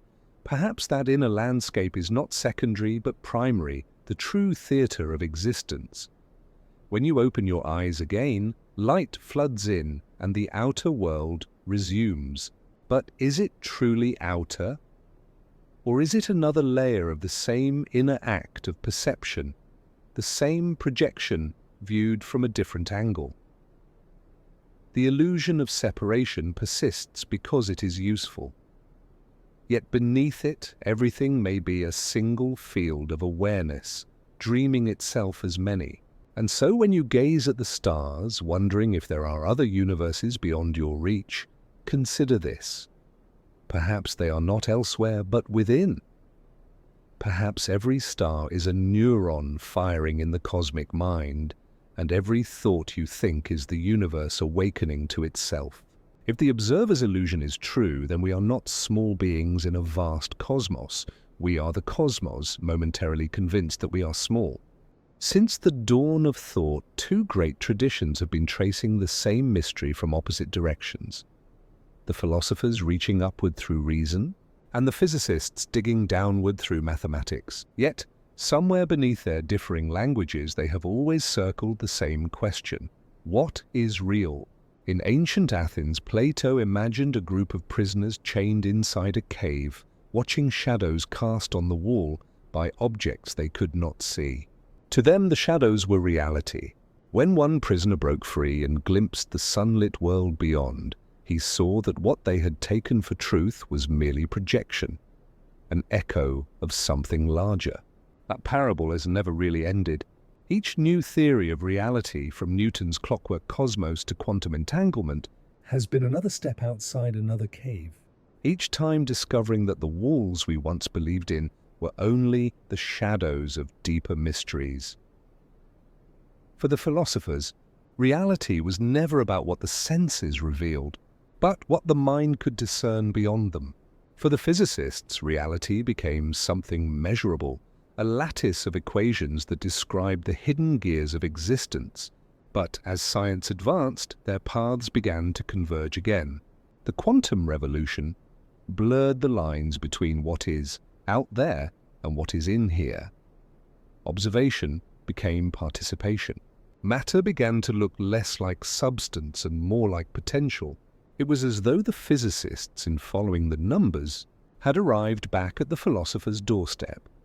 When Hugh Everett proposed the many worlds interpretation in 1957, he wasn't merely adding a scientific theory, he was reviving an ancient metaphysical intuition. The idea that reality could branch, that every decision might birth a new universe, is a modern echo of something the philosophers had always whispered, that reality is not singular, but layered, each layer reflecting a different aspect of truth. For Plato, those layers were the forms, perfect, abstract versions of things that our world merely imitates. For Everett, they were quantum branches, mathematically real, eternally unfolding. Both spoke of a realm beyond perception, where possibility itself has substance. And in this meeting of minds across time, imagination emerges not as a rival to truth, but as its companion. Every scientific breakthrough begins as an act of imagination, an image in the mind, a metaphor given form. Einstein's thought experiments were not calculations at first, but dreams, riding alongside a beam of light, chasing time itself through the fabric of space. Schrödinger's famous cat was not a paradox meant to frustrate, but to awaken wonder, a story meant to stretch reason beyond its limits. These were acts of philosophical vision dressed in scientific clothes. The philosophers, too, have long understood the need for precision, for structure. Spinoza's ethics reads like geometry. Kant's critique of pure reason sounds almost like physics, with the laws governing not matter, but thought. Each tried to map the invisible architecture beneath experience, the scaffolding of perception and being. And today's cosmologists, in their equations of strings and brains, echo the same yearning to find a single unifying structure that makes sense of the whole. It seems the difference between them lies not in the questions they ask, but in the instruments they use. The philosopher's telescope is inward, aimed toward the mind. The physicist's is outward, aimed toward the stars. Yet both lenses reflect the same light, the light of curiosity, the hunger to know what holds the world together. Modern physics, with its strange, almost mystical findings, has forced even the most hardened empiricists to speak in the language of metaphor. When they describe particles as existing in superposition, or space as a hologram projected from a deeper dimension, they step across the threshold where physics dissolves into philosophy. And when philosophers speak of consciousness as the universe observing itself, they too wander close to the territory of physics. For observation, after all, is what gives quantum reality its form. Perhaps, then, the separation between philosophy and science was never real. They are two modes of the same exploration, the mind reflecting upon the cosmos, and the cosmos reflecting upon the mind. Each asks the other to complete its sentence. Philosophy without physics drifts into abstraction. Physics without philosophy risks becoming blind mechanism. Together they form a dialogue that stretches across millennia, an unbroken thread from the ancient academies to modern laboratories. Imagine the conversations that might take place if the great thinkers could sit together now. Plato at a chalkboard beside Einstein, Aristotle discussing causality with Heisenberg, Lao Tzu and Feynman exchanging riddles about the void. They would disagree, of course, as they always have. Yet beneath their words would flow the same wonder, the intuition that the world is both real and unreal, both visible and hidden, both fact and dream. In their union lies a profound idea, that imagination is not the opposite of knowledge, but its seed. Every theory begins as a question that refuses to fade, an image that feels truer than the facts we can measure. When Galileo tilted his telescope toward Jupiter, he was not just testing lenses. He was testing a vision of reality that had first been imagined by philosophers centuries before. When modern cosmologists speak of multiverses, they are extending that same lineage, not abandoning reason, but expanding its horizon. The philosophers remind us that reality may not end where measurement does. The physicists remind us that wonder must still be disciplined by evidence. Between them, truth is born, not as a static fact, but as a living dialogue, ever evolving, ever deepening, and perhaps, in the end, they will arrive at the same realization, that the universe is not an object to be explained, but a relationship to be experienced. That knowledge and being are not separate pursuits, but two sides of the same act, existence contemplating itself. As you listen now, perhaps you can feel that dialogue within yourself.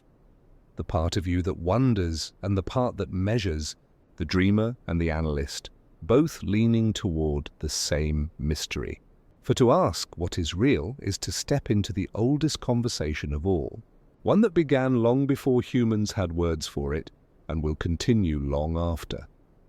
Maybe, when the last equation is written and the last question asked, both the philosophers and the physicists will smile at one another, realizing they have been walking the same circle, tracing the same truth from opposite sides.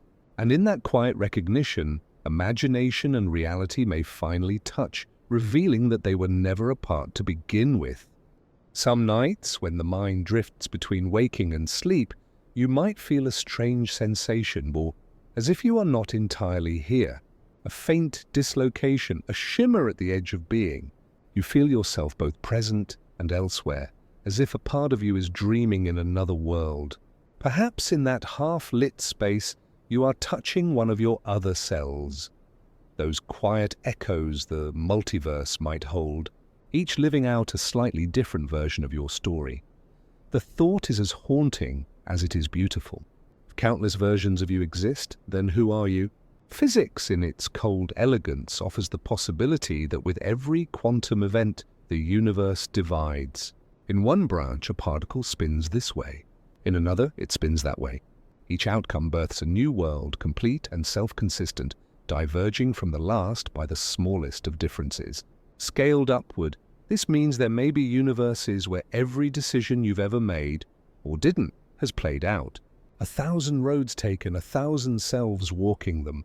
One who said yes, one who said no, one who never arrived at the choice at all. It's easy to imagine these selves as strangers. But what if they are not strangers at all? What if they are fragments of a single consciousness scattered across probabilities like light refracted through a prism? Each fragment experiences itself as separate, but deep within.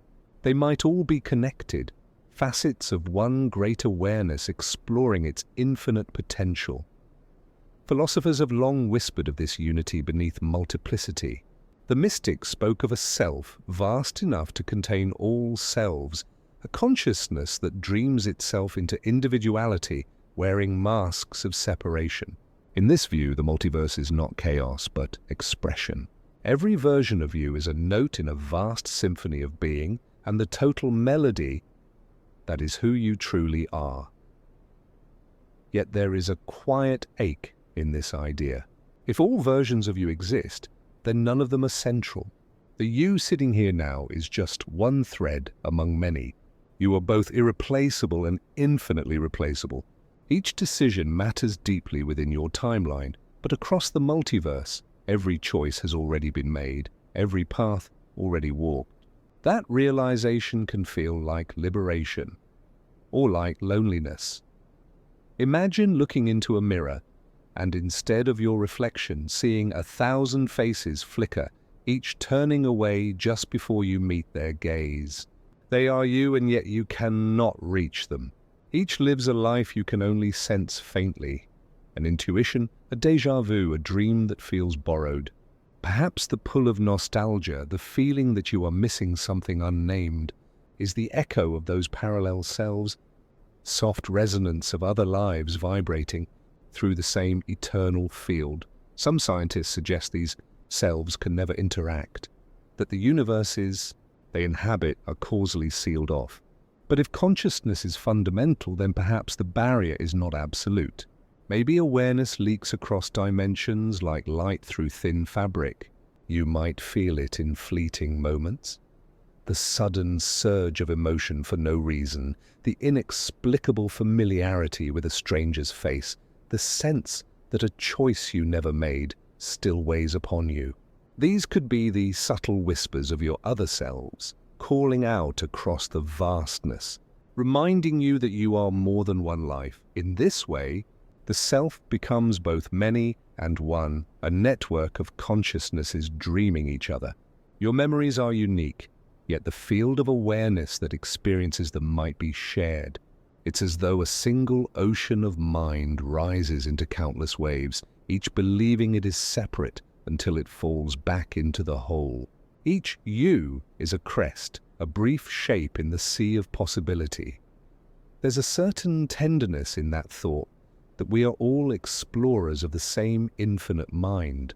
Every joy, every sorrow, every failure or triumph is part of the same great experiment in being. You, in this version of reality, carry the wisdom and pain of choices made elsewhere. You are a vessel filled not only with your own story, but with the subtle imprints of others, reflections of decisions that ripple across existence. Identity, then, is not a fixed point, but a pattern. You are not the body, not the memories, not even the thoughts that pass through you. You are the pattern that connects them, the rhythm that remains recognizable even as its notes shift. That pattern may extend beyond this universe, beyond even this timeline, into every branch that has ever been. Somewhere in the totality of those patterns, your full self resides, vast, luminous, complete, and yet for all its grandeur, the experience of being singular, of living as one consciousness, in one place with one heartbeat, is what gives life its poignancy. The fracture allows intimacy. The separation gives meaning. Without it, there would be no discovery, no longing, no love. Perhaps the purpose of all these selves is not to escape individuality, but to experience it again and again through infinite perspectives. The loneliness of the multiversal self may be the universe's most exquisite feeling, the ache of being divided from what it loves most, itself. Every act of compassion, every connection is a small reunion across those fractures. When you hold someone's hand, when you forgive, when you feel awe beneath the stars, something in you recognizes something in them. For a moment, the separation fades and the vastness remembers its unity. It might be that in dreams or near the edge of sleep, the walls between worlds grow thin. The many versions of you drift closer, their memories brushing lightly against your own. In that half-conscious space you sense not words but feelings, a deep familiarity, a warmth that transcends the limits of one lifetime. It is not fantasy, it is remembrance, a quiet knowing that you have always been more than one story. So, who are you truly? Perhaps you are not an individual at all, but a chorus. Infinite voices harmonizing through time and dimension, each singing a different verse of the same eternal song. You are the question and the answer, the seeker and the sought. The universe has scattered you like seeds across its many gardens, and each grows into a different possibility of love, of sorrow, of meaning, and in the stillness between worlds, when all the selves fall silent for a breath, perhaps there is a moment, brief and bright, where they all align, and you remember what you have always been, one vast, luminous consciousness dreaming itself into 1,000 lives. Close your eyes for a moment and imagine two invisible worlds, immense, silent, drifting parallel through an unseen space. They do not see one another, yet they vibrate like strings on a vast cosmic instrument. Each carries its own version of stars, of life, of time itself. For eternity they move apart, then closer, then apart again, until one day they touch. That touch, that silent collision, may have been the birth of everything we know. In the strange mathematics of string theory, our universe may be a brain, a vast multi-dimensional sheet floating in a higher dimensional space. There could be countless others like it, each a universe of its own, layered invisibly beyond perception. And when these brains collide, they do not annihilate. They ignite. Energy becomes matter, matter becomes galaxies, and from that collision, from that momentary contact, an entire cosmos blooms. Perhaps that was our Big Bang, not an explosion from nowhere, but the echo of two universes meeting. It's a breathtaking possibility that our reality is the scar of a cosmic embrace. Somewhere, written into the background radiation of the universe, there may still be ripples, faint tremors of that ancient impact, the afterglow of dimensions brushing against one another in the dark. But what does it mean for us now? Could dimensions still touch here, today, within the trembling fabric of space-time? Some physicists believe so. The energy fields that define each brain might not be perfectly sealed. Like soap bubbles, they could press gently against each other, creating zones where forces mingle, where gravity leaks across boundaries. These faint interactions might be the reason for phenomena we can't yet explain. The subtle anomalies in cosmic radiation, or the mysterious dark flow of galaxies moving as if tugged by something unseen. It's as if another universe is near enough to whisper through the walls. In the grand geometry of existence, such collisions may not be accidents but rhythms, cosmic pulses in an eternal cycle of expansion and renewal. Brains drift, collide, separate, and drift again. Each contact births a new world, like sparks struck from infinite flint. We are the children of those sparks, living embodiments of the moment when two dimensions once touched and created something neither had known before: time, matter, and awareness. If this idea is true, then creation is not a one-time event, but an ongoing relationship between dimensions. Each touch redefines what is possible. And just as universes can collide, perhaps consciousness, the subtler field of awareness, can too. Consider déjà vu. Consider intuition. The moments when you feel reality shimmer, when you sense something or someone just beyond your reach. What if those are brief intersections, moments when dimensions overlap not through matter, but through mind? Perhaps consciousness too is multidimensional. And what we call insight or vision is merely the ripple of another reality brushing against our own. In the quantum world, particles can tunnel through barriers existing in multiple places at once. Why should consciousness be any different? Maybe thought itself is a kind of vibration. And when it resonates with a neighboring dimension, we momentarily perceive something beyond our linear world. A feeling, an image, a knowing, a touch. The idea that creation comes from collision isn't new. Myths from every culture echo this truth in symbolic form. In Hindu cosmology, the universe is born from the dance of Shiva and Shakti, destruction and creation intertwined. The Greeks spoke of chaos giving way to cosmos, order emerging from the meeting of opposites. Even modern astrophysics, in its cold precision, seems to hum the same ancient tune, that life, light and meaning emerge not from stillness, but from contact, from the touch between worlds. But every touch carries both danger and beauty. In the physics of brain collisions, the energies released are unimaginable, entire universes vaporized and reborn in an instant. The boundaries of space and time themselves are rewritten.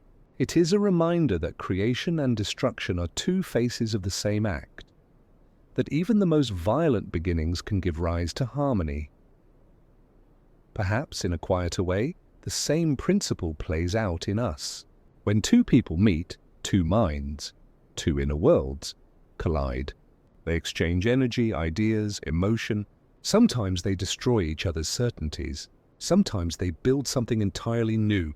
Every relationship, every conversation is a miniature version of that cosmic contact, a meeting of dimensions within the vastness of consciousness. In this sense, the multiverse is not only out there, but also in here. Each of us is a brain, a self-contained reality drifting through existence. And sometimes, through love, grief, or wonder, those realities touch. For a moment, two inner universes overlap. You feel seen, understood, changed. Something is created that neither person could have made alone.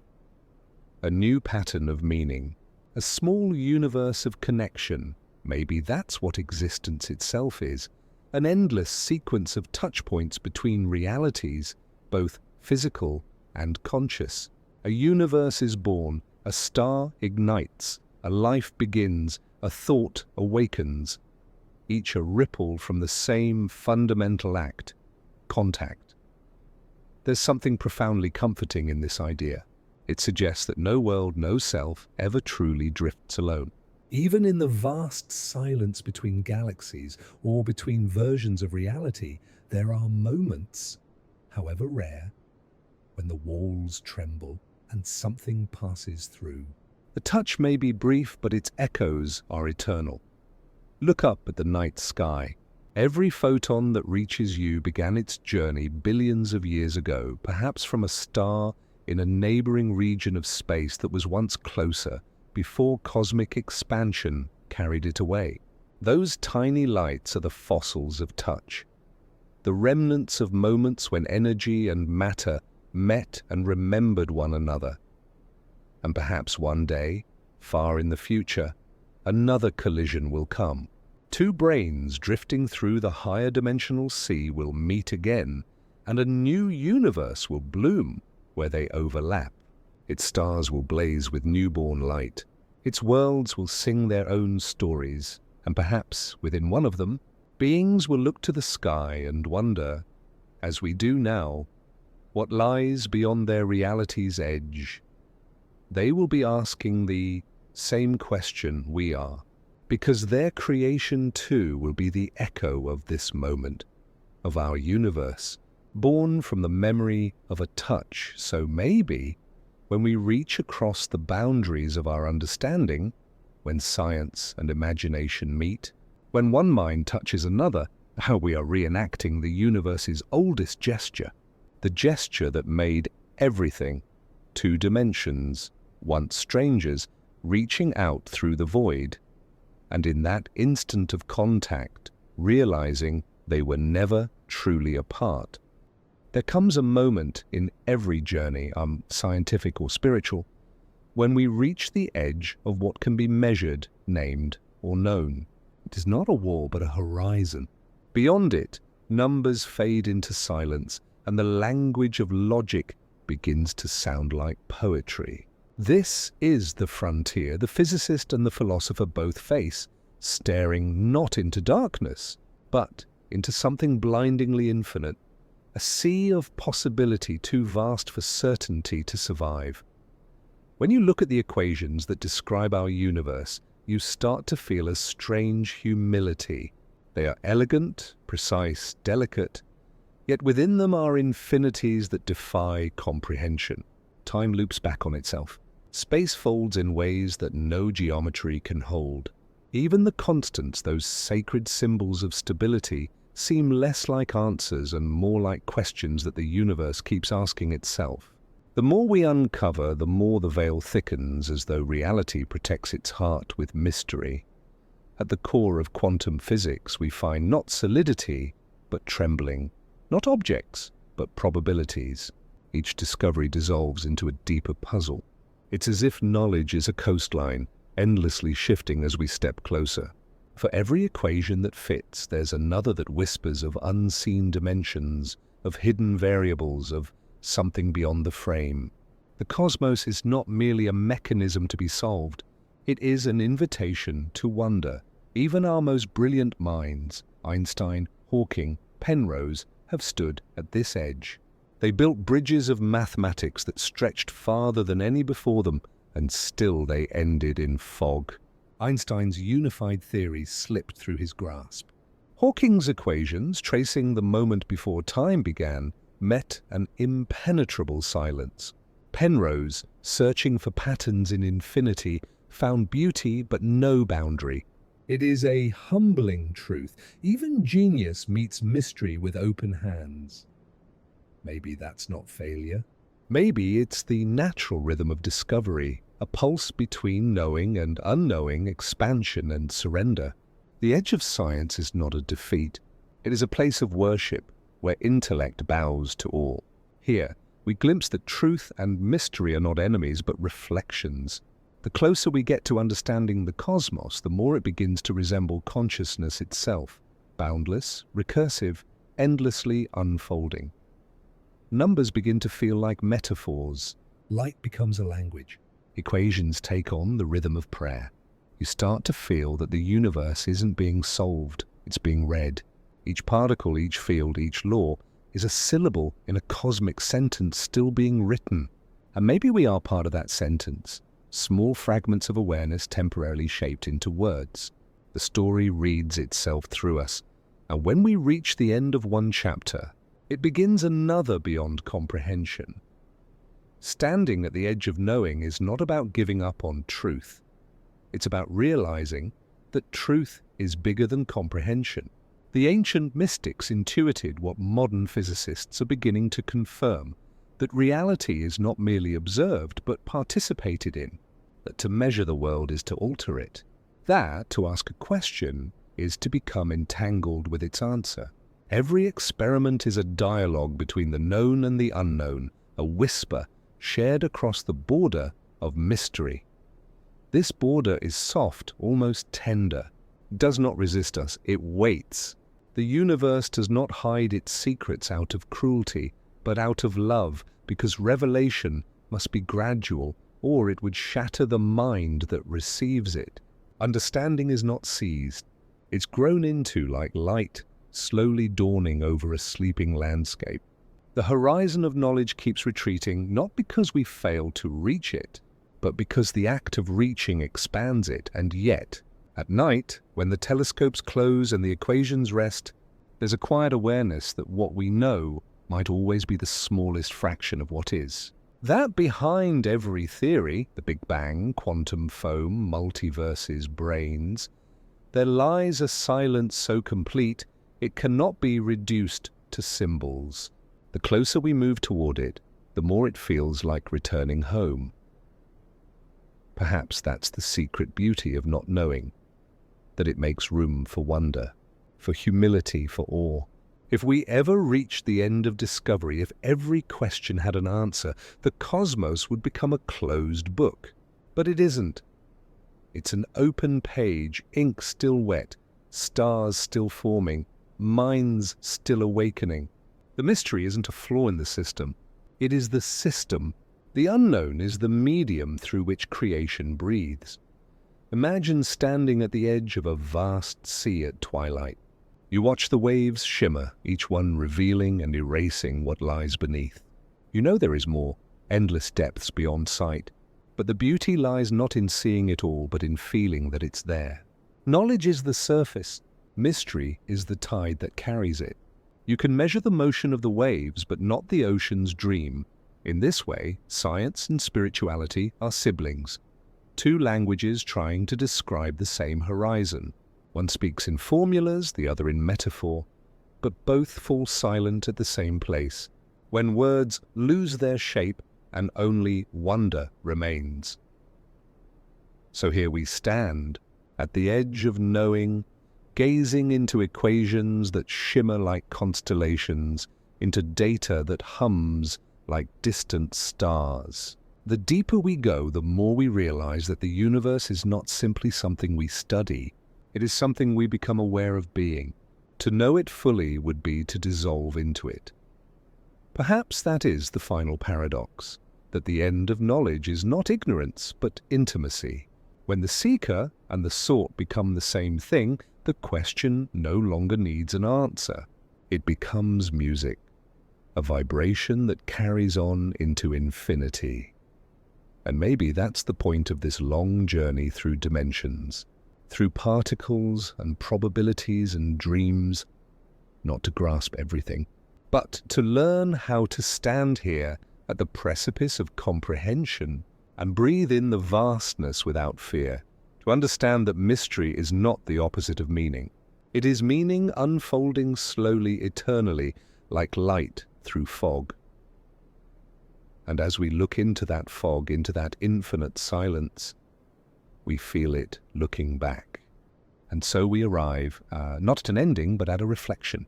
The path that began with a whisper beyond the wall now circles back softly into silence.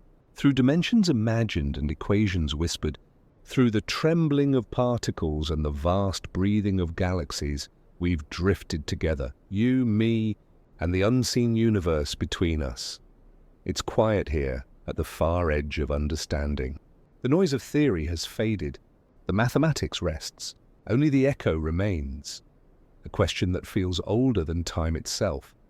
Are parallel dimensions real, or are they mirrors we hold up to our own infinite longing?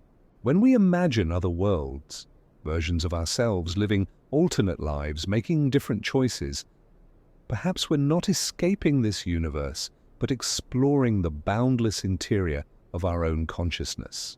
Maybe each imagined reality is not out there, but folded gently within. Thought itself may be the dimension we've been trying to name all along. Every hypothesis, every model, every dream of multiverses and brains may be humanity's way of tracing its reflection in the cosmic mirror, reaching outward to understand the vastness within. What if the multiverse is not a physical expanse, but a metaphor for awareness itself? An infinite field where every possible self, every possible world exists in potential, shimmering just beyond our perception.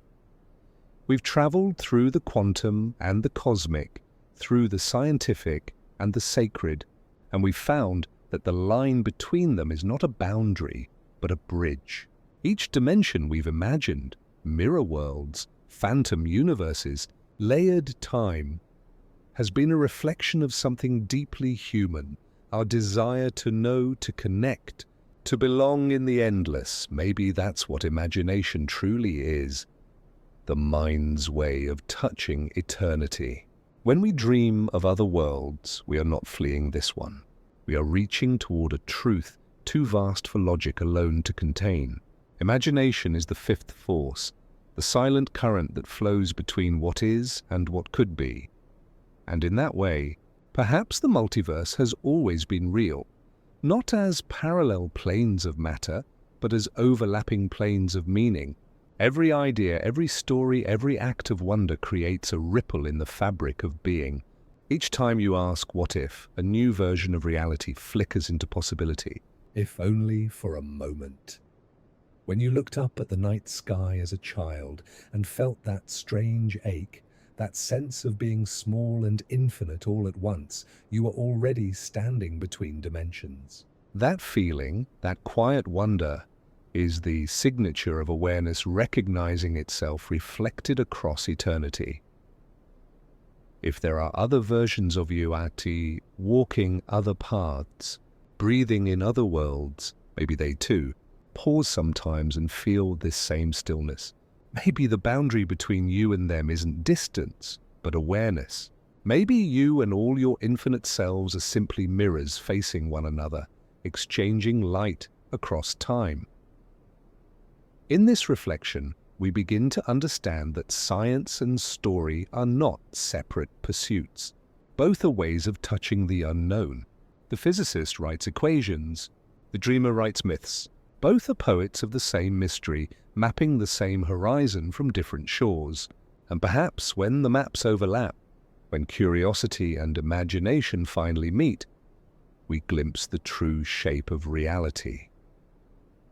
If every equation is a mirror and every theory a reflection, then maybe the purpose of knowledge was never to reach the end, but to realize that we were looking at ourselves all along. The universe is not a puzzle waiting to be solved. It is an intelligence awakening to itself, through us, through everything. So are parallel dimensions real? Perhaps not in the way we first thought. They may not float beside us, but within us. Reflections in the infinite mirror of consciousness. Each perception, each dream, each act of creation is another angle of that mirror, another glimpse into the eternal. Maybe there is no other world. Maybe there is only one vast awareness, endlessly refracted into countless perspectives, each one believing itself separate for a little while, until the light of recognition passes through again, and here we are, at that moment of recognition. The journey that began with curiosity ends in quiet awe, not with answers, but with the acceptance that the question itself is sacred. The need to know, to explore, to imagine, that is the universe alive within you. So as we close this voyage through the unseen, take a breath and listen to the silence beneath the sound. The hum of possibility still lingers there, the same hum that echoed in the first chapter, the same one that carried us through every layer of discovery. From the opening question, what lies beyond the reality we see? We found that maybe it was never beyond at all. Maybe reality is an ocean, and what we call dimensions are just waves upon its surface. Each one rises, falls, and merges again, but the water beneath remains one and endless. You, listener, are part of that ocean. Every thought, every moment of wonder is a ripple in the infinite reflection. And as you drift through this quiet night, know that the universe drifts with you, listening as it always has. Thank you truly for joining this journey across worlds and within them, for letting your imagination walk the quiet corridors of possibility, for standing at the edge of knowing and choosing still to wonder. If this voyage has stirred something in you, a question, a calm, a sense of vastness, let it stay. Let it echo, and if you wish to continue walking these midnight paths of thought and cosmos, you can gently join this circle again. Like and subscribe. Softly, not as a call, but as a continuation, an invitation to keep exploring together beneath the quiet skies of late-night science. And so, our light dims, the stars settle, the echoes fade. But the question, and that beautiful infinite question, remains, are we the dreamers or the dreamed? Maybe the answer is both. Forever reflected, forever new, forever one.